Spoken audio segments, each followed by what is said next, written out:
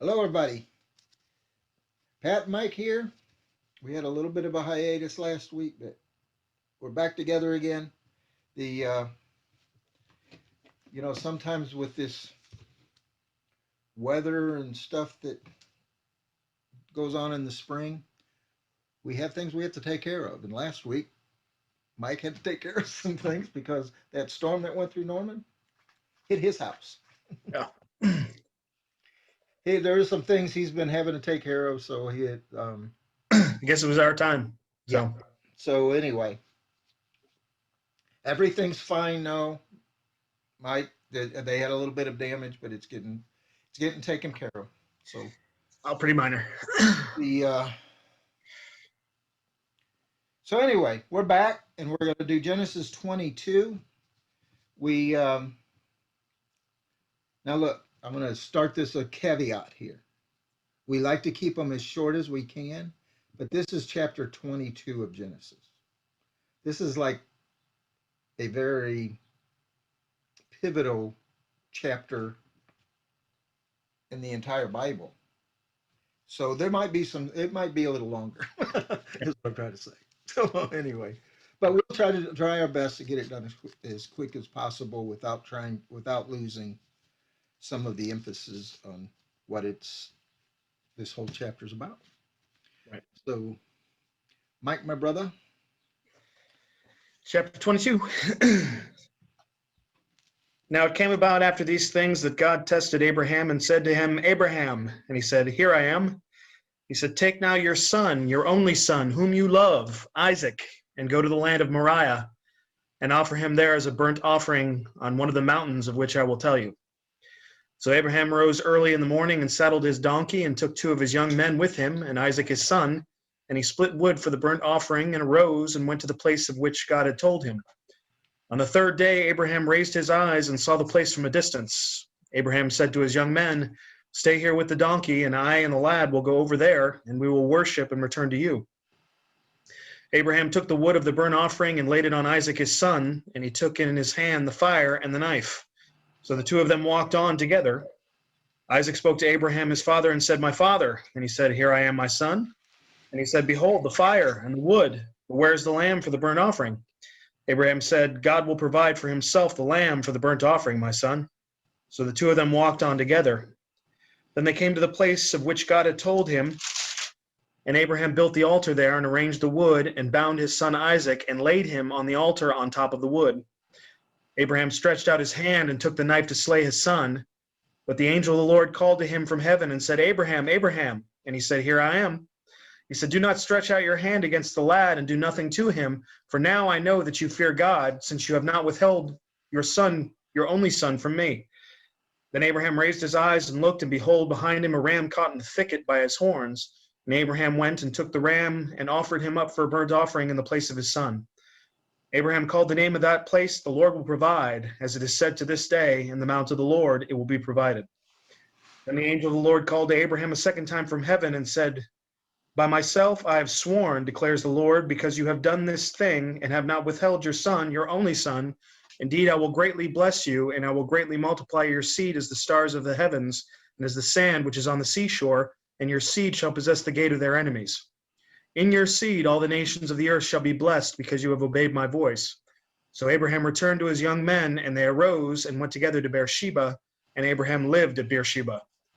Now it came about after these things that it was told Abraham, saying, Behold, Milcah also has borne children to your brother Nahor, Uz his firstborn, and Buz his brother, and Kemuel the father of Aram, and Chesed, and Hazo, and Pildash, and Jidlaph, and Bethuel. Bethuel became the father of Rebekah. These eight Milcah bore to Nahor, Abraham's brother. His concubine, whose name was Reumah, also bore Teba, and Gaham, and Tehash, and Maacah. So,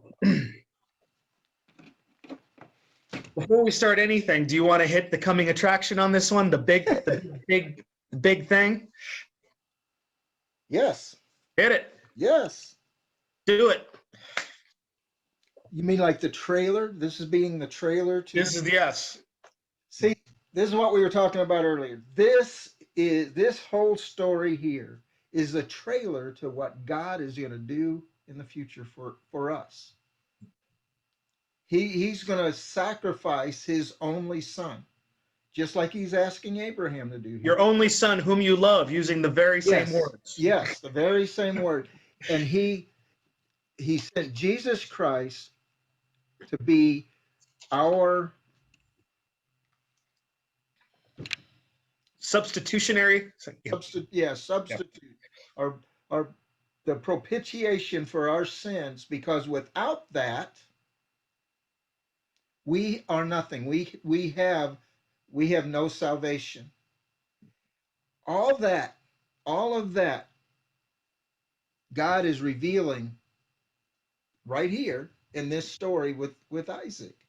He's revealing that this is what's going to happen to my only son is going to be sacrificed for all mankind.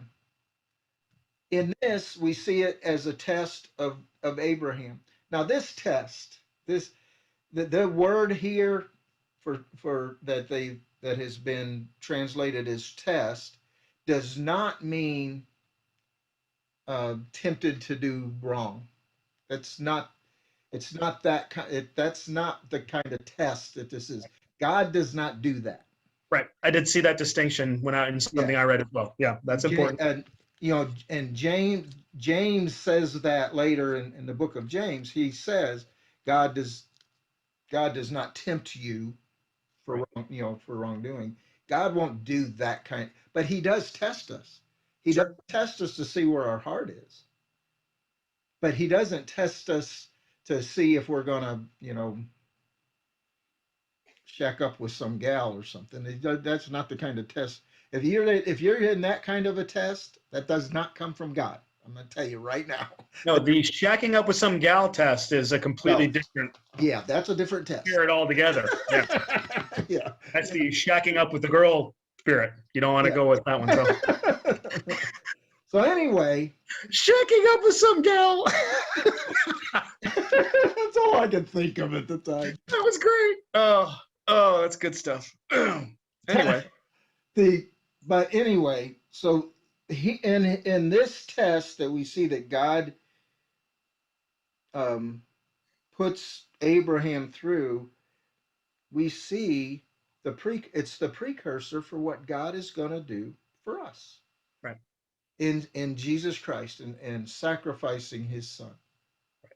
And one thing I also want to add, very important, is, and I don't mean to be rude by saying this, but a lot of our, other church brethren and preachers and pastors alike of our Word of Faith and prosperity types and many others have used this section in many different, probably messages throughout the ages, probably in the hundreds to thousands, of using this as some sort of motivational thing for faith and everything like that.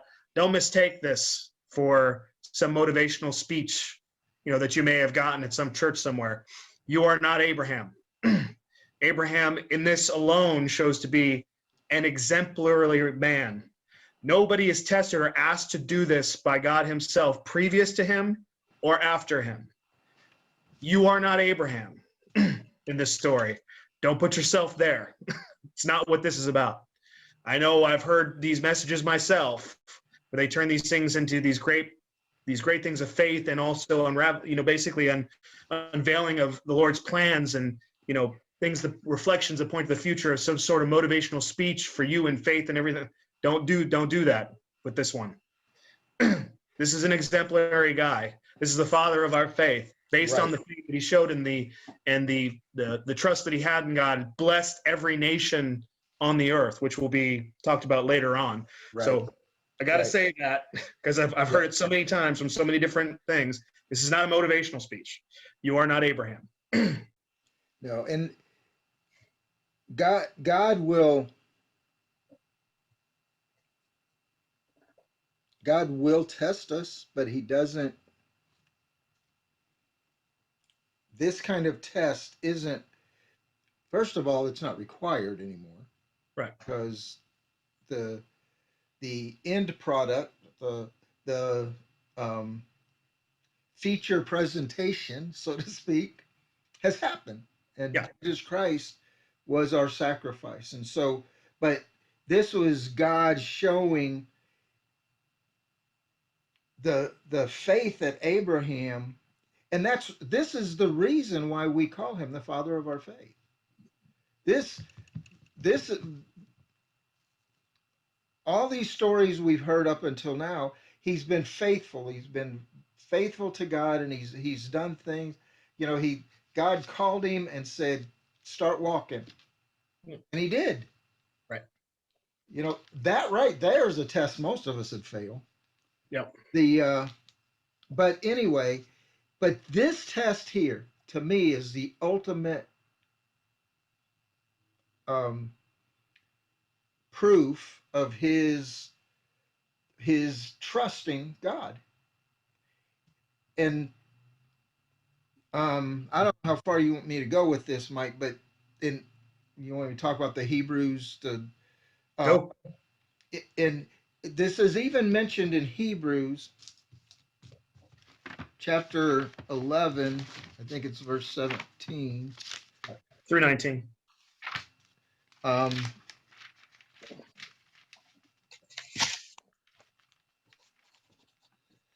by faith, Abraham, when he was tested, offered up Isaac, and he who had received the promises was in the act of offering up his only son, of whom it was said, "Through Isaac shall your offspring be named." He considered that God was able even to raise him from the dead, from which, figuratively speaking, he did receive him back. See, even the author of Hebrews is even saying that this is Abraham knew if he did end up going all the way through with it and plunging that knife into Isaac and killing him, God would bring him back from the dead. Right. What did he say to the two young men that they left? When they left the two young men, Abraham said, "You stay here with the donkeys. The lad and I will go yonder and worship, and we will come back to you. Yes. We We will come back to you." will return. Yes. Yeah. Abraham's faith is amazing. Yes.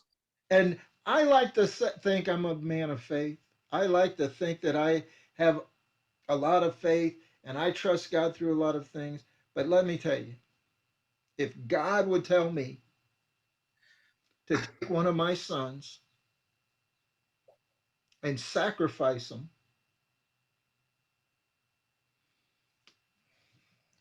I'm sorry. I don't know that I could do that. You ain't the only one. I don't think there's a man on the face of this earth who would do And that at this point. it's to me to think about the fact that God told me Christian, to do this. Christian, God of the Bible following, not Yes. other extreme religions who might Yes. consider something like this. But of that, I don't think there's a man on the earth who follows Right. this who would Yes. do Yes. such a thing. Good point. Very You're good. not alone there. So The no. but um and the other thing is, like you were mentioning earlier, is we don't know exactly how old Isaac is here. No. But But the some of the consensuses on some things I've read is that he's over 20.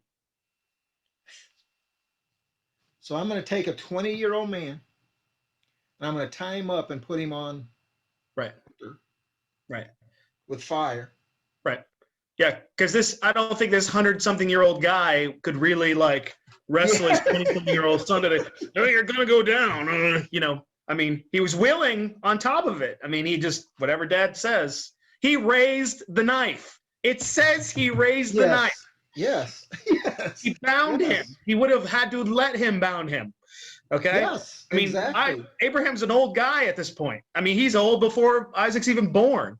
I mean, and he's allowed him to bound him. He raises the knife. That cannot be emphasized enough. Raised it so much that I mean, just with the way that it's written here, the angel's like, Abraham, no. Yeah. I mean, he was. I mean, not only raised, he Yeah. was ready to make that motion. There's not. I'm sorry. I mean, there's not a God of the Bible following or even believing, gospel following man who would even start that process with his son. It just wouldn't happen today. That's incredible. I can't help but think if I were in Isaac's place, I'd be thinking, Dad's lost it. What's going on here? Right. Is Dad's an old guy. Right. Maybe he's just lost it. Right. Or what? But there's no indication of that. So to me, there's a faith thing going on here too. And he's passing it over to Isaac as well. Yes. I mean, it obviously has to be where at this point, I mean, Isaac's the son of promise here. Through all, basically his generations will be named through Isaac. He's already been, the Abrahamic covenant has already been made with God. I mean, so much so that they've done the animal sacrifice, fire passing through. I mean, the Lord has already exclaimed this to him multiple times. I mean, so at this point, Abraham's getting older. Isaac with him. These two have to be spending an incredible amount of time together. Abraham preparing Isaac to take over in his stead, to move the family on through these generations. Right. So obviously, this great faith is passing. Transfer. So he's transferring all these things. I mean, but it's still incredible. But it's just even more incredible. I didn't even think about that before when we were talking. Was he bound him? He laid down. Yeah. He didn't fight. There's no talk about fighting here. So much that he raised the knife. I mean, that's crazy. Yeah. So there was, not only was his great trust, evident in himself through this act, but he's passing this on to his son, who's going to lead the next and pass this on down the generation. So this is. I mean, not only is Abraham's faith. I mean, obviously it's incredible because it's lasted, centuries. It has impressed us. Right. I mean, like we've talked about, I mean, there's no more important character, not even, let's say character. There's nobody more important the Bible instructs us about, because the whole thing points towards Jesus Christ, our Savior. Without him shedding his blood, we have nothing. We are doomed. There's no hope. There's no nothing except death and destruction. But through him, we escape all these things. So there's nothing more important than him. But what's crazy, and I know Jesus specifically says, there was not a man born greater of woman born greater. Let me rephrase that. There was not a greater man born of woman than John the Baptist. Well, if John the Baptist is number one, Abraham's got to be 1A. Yeah. I mean, this is incredible. Nobody is asked to do anything like this. No, I mean, the big guy before Abraham would have been Noah. Afterwards, you got Moses coming. You've got some big characters coming, some major prophets. Nobody's asked to do this. And he doesn't look back at him and go, I don't think so. He said, okay, 3-day journey.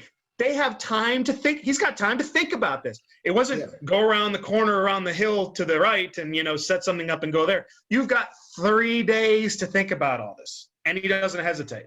Well, and Abraham, being the man he is, had an altar probably right there where he was. Where they were living at the time, sure. Yeah, that he would do sacrifices and worship to God at this altar. So he could have done it there, but he said, no, go to Moriah. Moriah that they're talking about here is where Jerusalem ends up being. Correct. Where the temple is built. Correct.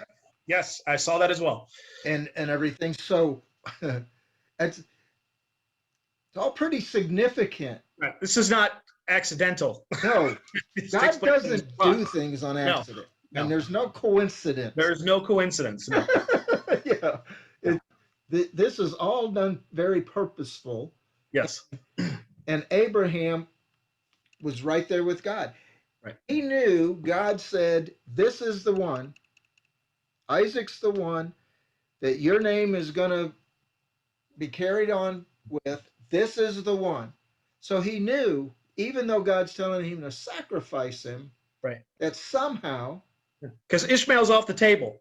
Right. Ishmael's off the table. Yeah. So I kill him. It's over. Yeah. But obviously, I mean, he probably thought within the confines of his human mind. Well, I'm sure that had to have crossed his mind, but it didn't stop him. No. He did not waver whatsoever off this epiphany. And It's like it's over. like it said in Hebrews, he figured God would raise him from the dead. But that's still crazy when you think about it. I mean, Yeah. Oh yeah. even if God said to him directly, so here's what's going to happen, right? You're going to go and you're going to kill him. I'm going to bring him back. Okay. You still have to kill him. Yeah. But That's, he I had mean, the knife. He had the knife up. I mean, Abraham is metal, man. I mean, that's hardcore. Okay. You'll bring Yeah. him back. I'll stab him, you know, because my son will not have to deal with all this pain. I mean, you know, Yeah. I mean, I'm sure that I know they had some sharp instruments there and the flint rock and everything. They could get it really sharp, but still, it's a rock. Yeah. You know, I mean, you know, there's not a lot. I don't think there's a whole ton of metalworks going on about this time. Well, and So, talk about self-esteem issues. dude, Isaac's like, Dad killed me. yeah. If it were not for God, I would not be here because he killed me. God brought me back, but you know, Dad stabbed me, and that sucked. I gotta say. Yeah. But I mean, he was, yeah. I mean, it's just crazy.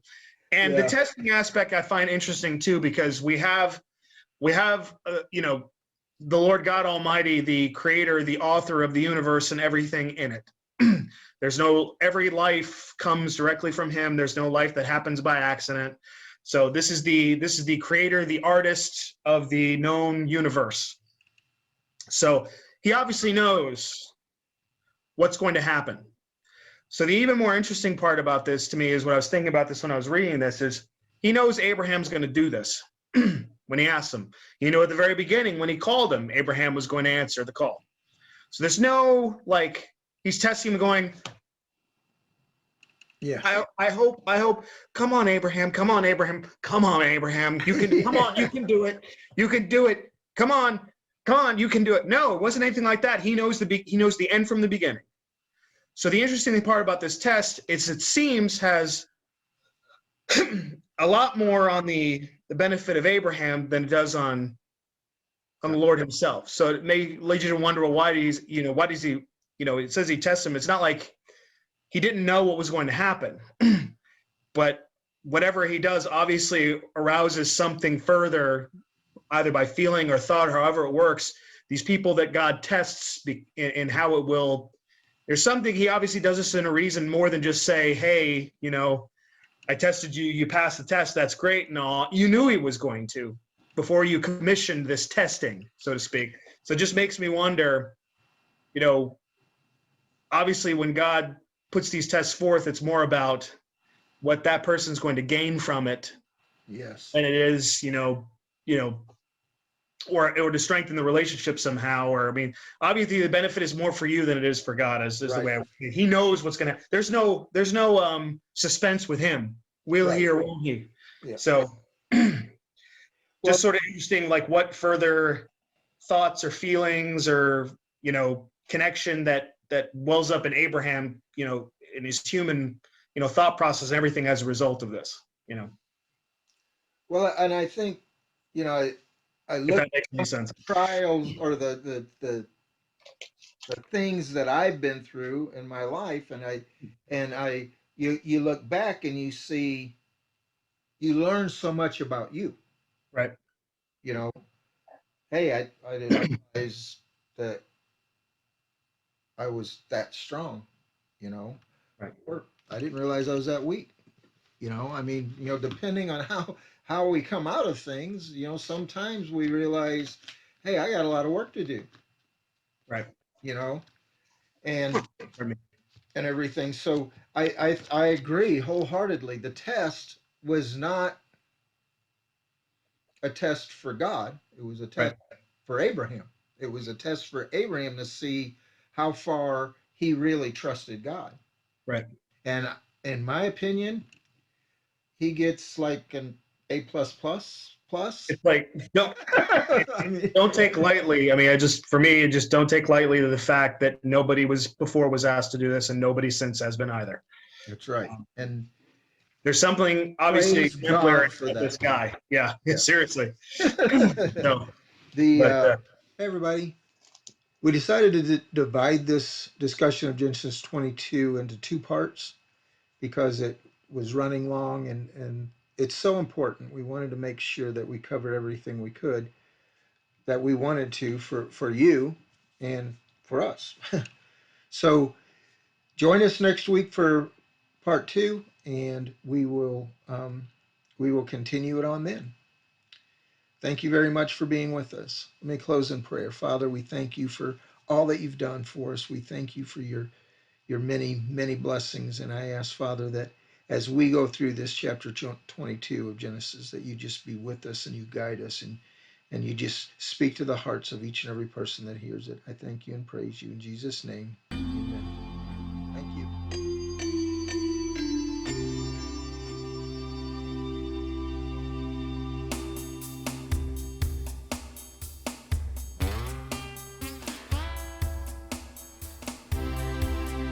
You can see